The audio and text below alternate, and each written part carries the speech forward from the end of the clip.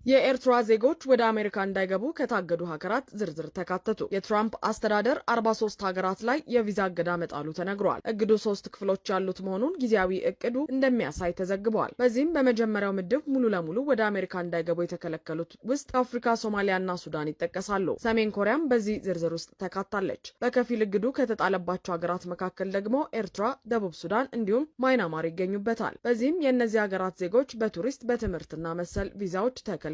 ሌሎች ወደ 26 የሚደርሱ ሀገራት ዜጎች ደግሞ የጸጥታ ሁኔታቸው ወይም ለአሜሪካ መንግስት በ60 ቀናት ውስጥ በሚሰጡት መረጃ ላይ ተንተርሶ የሚወሰን እግድ ቀርበዋል። በሌላ ኤርትራን በሚመለከት መረጃ ደግሞ የኤርትራ መንግስት ልሳን የሆነው ሀዳስ ኤርትራ ይዞት በወጣው ዘገባ ኤርትራ ጦርነት አትፈልግም ሲል አትቷል። ኤርትራ በዚህ ጋዜጣ በኩል ባሰራጨችው መረጃ ከፋኖና ከህወሓት ጋር አላት ስለሚባለው ግንኙነት አንስታለች። ኤርትራ በዚህ መንገድ በሰጠችው መረጃም ከፋኖ ጋር ግንኙነት እንዳላትና ፋኖን እንደምትረዳ ተደርጎ የሚቀርበው መረጃ ሐሰት መሆኑን አንስታለች። እንዲሁም ከህወሓት ኃይሎች ጋር ግንኙነት አላት በሚል የሚነገረውን ማስተያየት አስተባብላለች። ሆኖም ከአብይ ጋር የተካረረ ፍጥጫ ውስጥ የገቡት ኢሳያስ አፈወርቂ ከብልጽግና ጋር ጦርነት ሊጀምሩ ነው በሚባሉበት ወቅት ከፋኖና ከህወሓት ጋር በይፋ ግንኙነት ጀምሬያለሁ እንደማይሉ ይታወቃል። ሆኖም በዚህ ጋዜጣ የጦርነት እንቅስቃሴዎች እንዳሉና ቅስቀሳዎች እንደሚደረጉ በተለያየ መንገድ እየተገለጸ ነው ሲሉ የሻዕቢያ ሰዎች ጦርነት አይቀሬ መሆኑን ጠቆም አድርገዋል። ሀዳስ ጋዜጣ ለኤርትራ መንግስት ልክ እንደ ህወሓቱ ወይን ጋዜጣ ነው። የኤርትራ መንግስት አቋም ከሚገለጽባቸው ሚዲያዎች መካከልም አንዱ ነው።